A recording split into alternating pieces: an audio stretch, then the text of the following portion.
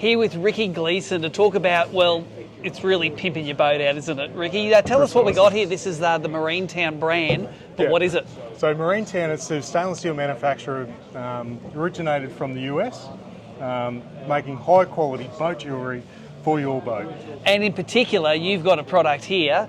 It's called Black Jade. Tell me what Black Jade is. And Nicole, come in and have a squiz of this because this is good looking gear. So what we've done recently, we've actually brought out a new range called the Black Jade Marine Hardware. So what it is it's a blackout range of hardware for your boat. It's been the style for the last 6 to 12 months and the trend is ever continuing. That's right. You can buy your standard boat and have all your shiny chrome on it, or nowadays a lot of people are opting for that black look, and it's not just the gloss black look, it's that matte black look, isn't it? It's a matte black look all over. Now what bits can I get to black out the boat with? Is it everything? It's almost everything. So they're doing grab rails, they're expanding their range constantly. Grab rails, catches, latches, hinges, even down to poles, flag poles for your boat in a matte black design.